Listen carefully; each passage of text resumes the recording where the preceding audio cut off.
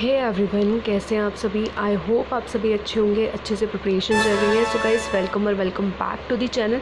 इस वीडियो में हम बात करने वाले हैं, आप लोगों की डिमांड पे मैं वीडियो लेके आई हूँ कि ma'am last minute strategy video बता दीजिए जो भी दिन बचे हुए उनके लिए, ठीक है।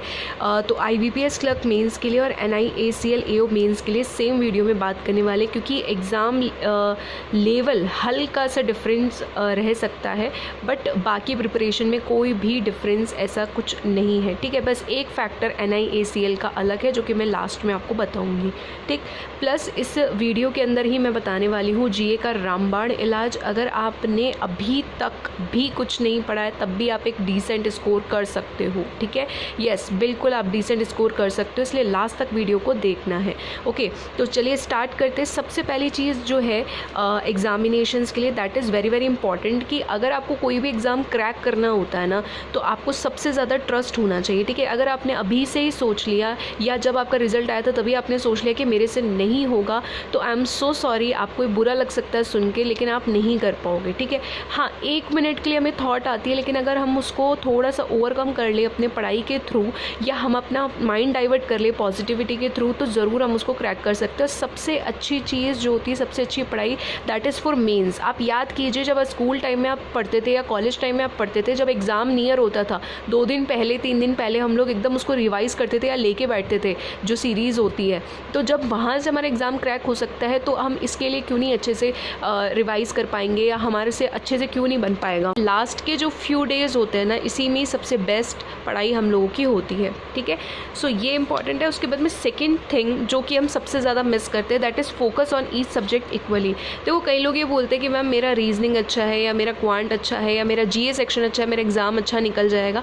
तो ये मिथ है कि एक भी अगर आपका सब्जेक्ट है तो आपका अच्छा निकल जाएगा एग्ज़ाम। ऐसा कुछ नहीं है। बस ये ज़रूर है कि हमारा जो सब्जेक्ट अच्छा होता है वहाँ से हम अपना ज़्यादा से ज़्यादा अच्छा स्कोर कर सकते हैं, बट आपको पता नहीं है ना कि पेपर किसने सेट किया है, एग्जामिनर ने किस लेवल का पेपर सेट किया है। मान लो आपका जो अच्छा सेक्शन है वही थोड़ा सा मतलब उनका मॉडरेट बनाने का स्ट्रेटेजी है, तो आप उसमें क्या करोगे, फिर आपको अदर सब्जेक्ट से अपने मार्क्स जो है वो निकालने पड़ेंगे, ठीक है, क्योंकि ये बहुत ज़्यादा इंपॉर्टेंट चीज़ रोल प्ले करती है। इसलिए आपको क्या करना है कि आपको इक्वली ध्यान देना है हर एक सब्जेक्ट पर। उसमें भी क्या होता है ना कि जो आपके सबसे ज़्यादा टॉपिक्स वीक जा रहे हैं ना, उन पे आपको काम करने की ज़रूरत होती है। प्लस एक चीज़ मैं आपको बताऊँ, एक्यूरेसी के साथ में कभी भी कोई कॉम्प्रोमाइज़ मत कीजिएगा।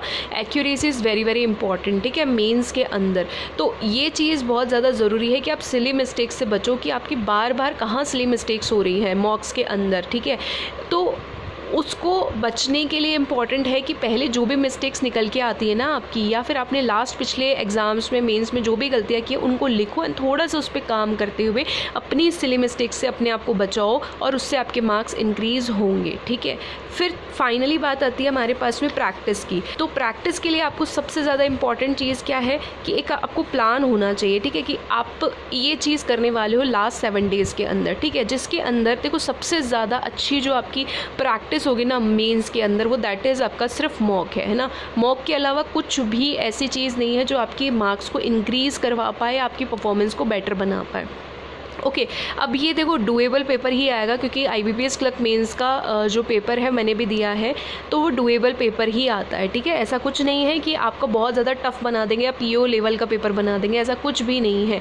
और RRB PO और RRB क्लर्क से कई लोग इसको कंपेयर कर रहे होंगे। अभी देखो, RRB का सिनेरियो अलग रहता है, IBPS क्लर्क का सिनेरियो अलग रहता है। ये थोड़ा सा डिफरेंस रहता है इनके पेपर में, तो थोड़ा आप समझ के चलें इस चीज़ को, ठीक है।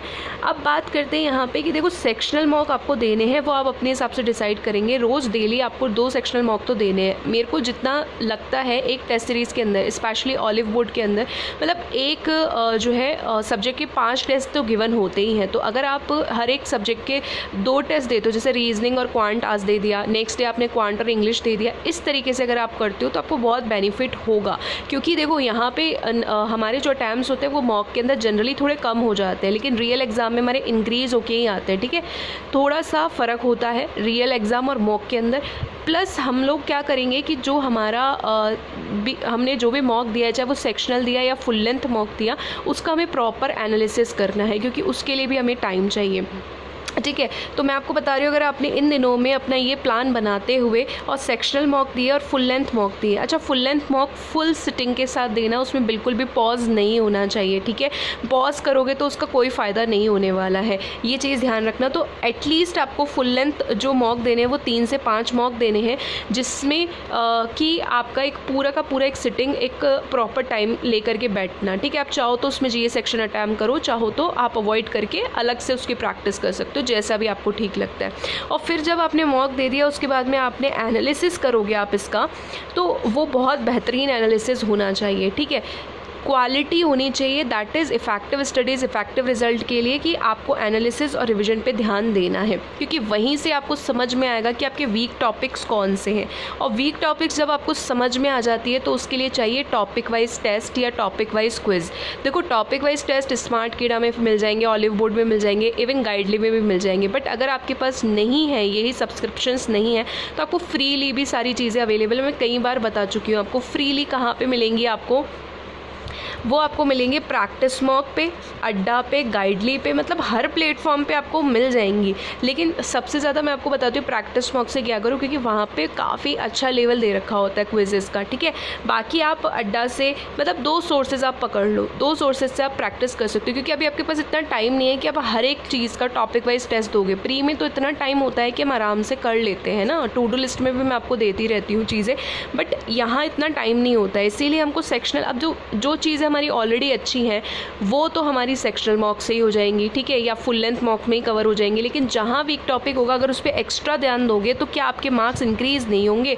बिल्कुल होंगे, ठीक है। ये चीज़ ध्यान रखना है। Apart from mock practice is very very important, क्योंकि मॉक आपका एक लेवल बताता है कि आपने इतनी तैयारी कर लिया, अब इससे ज़्यादा करने के लिए आपको इन चीज़ों पर वर्क करना ज़रूरी है, ठीक है। अब उसके अलावा आपको DI, puzzle, arithmetic, alpha numeric series, logical reasoning और इनपुट आउटपुट, ये कुछ ऐसे टॉपिक्स होते हैं जो आएंगे डेफिनेटली मेंस, तो इन्हीं मतलब ये तो नेचुरल और बट ऑब्वियस है कि आपका पजल, DI और अर्थमेटिक तो आना ही है। लेकिन इनकी प्रैक्टिस अगर आपने अच्छे से की है ना, तो आप मान लो कि यहाँ 2 या 3 पजल बना पा रहे हो, वहाँ आप 4 पजल भी बना ले जाओगे, ठीक है। या इसी तरीके से DI में तो प्लीज़ आप वेरिएबल बेस्ड अर्थमेटिक तो आने वाले ही हैं, वेरिएबल बेस्ड अर्थमेटिक तो आएंगे ही आएंगे। तो इसीलिए मैं आपको ये बोल रही हूँ कि ये स्कोरिंग पार्ट होता है, इस पर थोड़ा ज़्यादा अलग से प्रैक्टिस करो।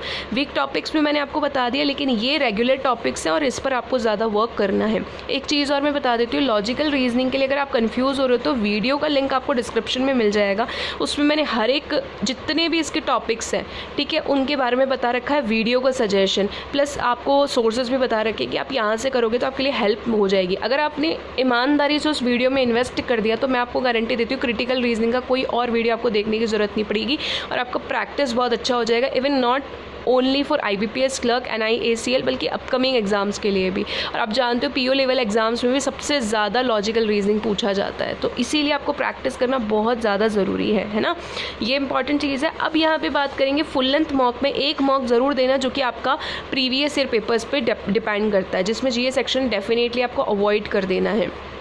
अब वो आप या तो मॉक के थ्रू दे सकते हो या PDF डाउनलोड करके भी कर सकते हो हिंदी इंग्लिश के अंदर, बट मैं बोलूँगी आपको मॉक के थ्रू देना, उससे बहुत फ़ायदा होने वाला है और वो भी मोस्ट प्रोबेबली 99% एरर फ्री है, ठीक है। इतना ज़्यादा प्रीवियस ईयर पेपर में एरर फ्री और अच्छा लेवल, प्लस उसके अंदर हम मॉक भी हमें फ्री ऑफ कॉस्ट मिल रहा है, that is available only on, आपको मैंने टेलीग्राम पे जो उस साइट है ना उसका लिंक ही शेयर कर रखा है, जहाँ से कि आप आराम से सर्च करना IBPS clerk previous year paper, Telegram का लिंक डिस्क्रिप्शन में, वहाँ पे आप जाकर के सर्च करोगे तो आपको आराम से उस वेबसाइट का लिंक मिल जाएगा, ठीक है। वहाँ से आप डाउनलोड करके या तो प्रैक्टिस कर लो या फिर मॉक के थ्रू दो, मॉक के थ्रू देना ज़्यादा बेहतर रहेगा। सबसे एक सिली मिस्टेक करते हैं हम लोग, क्या इंग्लिश के लिए हम रीडिंग भूल जाते हैं। देखो अगर भूल जाओगे ना तो आपको बहुत ज़्यादा दिक्कत आएगी मेंस की इंग्लिश को ना हैंडल करने में, थोड़ा सा ध्यान रखना है इसमें। और इंग्लिश में भी आपके थोड़े ईडियम फ्रेजेस आप पढ़ के जाना जो कॉमन होते हैं, और नीतू सिंह मैम की बुक आती है उसके अंदर जो कॉमन एग्जाम में पूछे जाते हैं ना वो चीज़ आपको मिल जाएंगी, तो वहाँ से आप थोड़ा पढ़ लोगे तो वो थोड़ी हेल्प करेगी मेंस में, इस पर क्वेश्चन आते हैं ईडियम एंड फ्रेजेस पे, है ना। तो ये थोड़ा सा आप रीड कर लेना एंड आपको बिल्कुल भी रीडिंग स्किप नहीं करनी। एडिटोरियल का सजेशन मैं कई बार देख चुकी हूँ, इंग्लिश स्ट्रेटेजी के वीडियो में। तो आई होप आपने वो वीडियो देख लिया होगा। तो वहाँ से अगर आपने नहीं देखा है तो लिंक डिस्क्रिप्शन में है सारे वीडियोज़ के, वहाँ से बस एक बार आपको इन्वेस्ट करना है। उसके बाद में आपको सिर्फ और सिर्फ प्रैक्टिस पे और सिस्टमेटिक प्लान बना करके अपना पढ़ाई करना है, ठीक है। तो ये प्रैक्टिस के अंदर सारी चीज़ें हो जाएंगी, बेस्ड स्टडी, ठीक है। अब आपको टारगेट बेस्ड स्टडी कैसे करना है कि जैसे मान लो कि लास्ट ईयर की कट ऑफ देख लेना पहले तो कि आपकी कैटेगरी के हिसाब से क्या कट ऑफ वगैरह आ रखी है IBPS क्लर्क की, ठीक है। सो वो थोड़ा सा आपके लिए इंपॉर्टेंट रहेगा। अगर आपने लास्ट ईयर भी एग्ज़ाम दिया था मेंस का तो वो भी आपकी हेल्प कर देगा। ओके अब आपको करना क्या है कि जब भी आप जैसे रीजनिंग है, क्वांट है, इंग्लिश है, तो सेक्शनल मार्क्स आप कर रहे हो, है ना। अब आप क्या किया करो कि लेट सपोज कि रीजनिंग करना है तो पहले प्लान बना लो कि यार मेरे को ओवरऑल तो इतना है ना, ऑन एन एवरेज लेके आना है मॉक के अंदर, और सेक्शनल इतना इतना तो जाना ही है। जब आपका वो टारगेट अचीव हो जाए तो नेक्स्ट मॉक में थोड़ा उससे ऊपर जाया करो, फिर उससे थोड़ा ऊपर जाया करो। अगर किसी भी मॉक में वो टारगेट अचीव नहीं हो रहा है तो कोई दिक्कत वाली बात नहीं, नेक्स्ट मॉक में भी सेम टारगेट आप रख सकते हो। मतलब कहने का मतलब है स्कोर की बात कर रही हूँ मैं यहाँ पे। जैसे मैंने रीजनिंग में 20 का बनाया कि मेरे को 20 लेके आने हैं, ठीक है। फिर नेक्स्ट में भी मैं अगर मुझे 20 या 22 अचीव हो गए तो मैं 25 से 30 का बनाऊँगी। इस तरीके से टारगेट बेस्ड अगर आप स्टडीज़ करते हो तो आपको बहुत हेल्प मिलती है अपने मार्क्स इंक्रीज़ करने के अंदर, ठीक है। प्लस आप जब एनालिसिस करोगे फिर उसके साथ में आप वीक सेक्शंस पे वर्क करोगे तो आपके स्कोर डेफिनेटली अचीव होंगे जो आप टारगेट बना रहे हो। ओके यहाँ तक आई होप आपको सारी बातें क्लियर होंगी। अब बात आती है उस चीज़ की जिसका आपको इंतज़ार था कि GA का प्लान मैम बता दो, है ना। रामबाण इलाज क्या है कि मई से लेकर के 15 सितंबर आपको कवर करना है। इसमें 2 कैटेगरी हमने शुरुआत से पढ़ा है, लेकिन पढ़ने के बाद में सब कन्फ्यूजन ही कन्फ्यूजन है, सॉल्यूशन कुछ पता नहीं, ऐसा हो रहा है ना आप लोगों के साथ में। चलो मैं बताती हूँ सोल्यूशन यहाँ पे।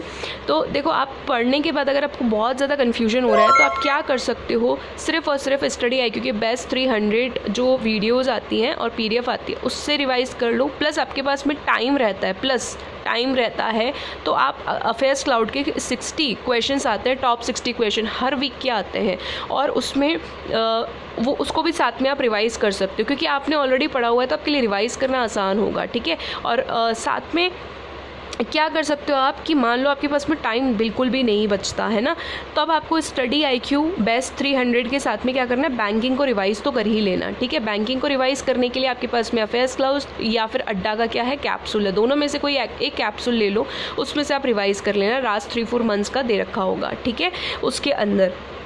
अब इन केस अगर आप दोनों से भी चलते हो तब भी आप थोड़ा बैंकिंग के ऊपर ज़्यादा फोकस करना, क्योंकि मैंने GA स्ट्रेटेजी में बताया था कि IBPS क्लर्क के IBPS PO, SBI PO ये कुछ एग्जामिनेशन है, इवन NI ACL AOB उसमें ना बैंकिंग का पोर्शन ज़्यादा पूछेंगे, वो भी करंट का, ठीक है। तो आप अफेयर्स क्लाउड का अगर आपके पास टाइम है तो आप टॉप 60 ज़रूर कर लेना, साथ साथ हो जाएगा अगर आपने एक बार पढ़ रखा है तो, या पहले कोई अभी एग्ज़ाम दिया है रिसेंट में तो, ठीक है। अब उनके लिए बता रही हूँ एक तरीका जिन्होंने कुछ भी नहीं पढ़ा है। आपके लिए अगर कुछ भी नहीं पढ़ा है तो देखो something is always better than nothing, कुछ ना करने से तो कुछ करके जाना इंपॉर्टेंट है, दैट इज़ कैप्सूल।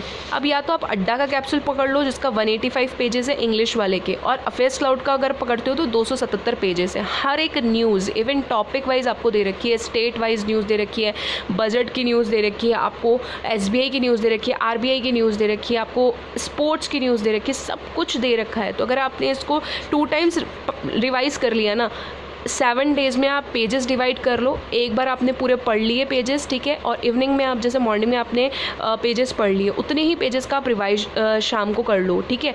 इस तरीके से आप कर सकते हो। तो मतलब एक बार रिवाइज तो करना ही पड़ेगा, तो ये इंपॉर्टेंट है। अगर आप यहाँ से कर लेते हो तो एक डिसेंट स्कोर करके आओगे, आप कट ऑफ से तो अच्छा ही करके आओगे, ये मैं आपको बता सकती हूँ, क्योंकि कैप्सूल से ऐसे बहुत टाइम देकर के ये चीज़ बनाई जाती है ना, ऐसे ही कुछ भी नहीं बनाया जाता है कैप्सूल के अंदर। तो वहाँ से बहुत सारे क्वेश्चंस आपको मिलते हैं, बट आपको ट्रस्ट भी होना चाहिए, और प्लस आपको रिवीजन अगर आप कर लोगे, जिसमें बता रही हूँ कि आपने पेपर्स डिवाइड कर लिए, लाइक आपने अड्डा के ले लिए 185 7 डेज़ या 8 डेज़ के हिसाब से अगर आप करोगे, ऑन एन एवरेज आपके जाके 24-25 पेजेस बैठेंगे एक दिन के अंदर, राइट।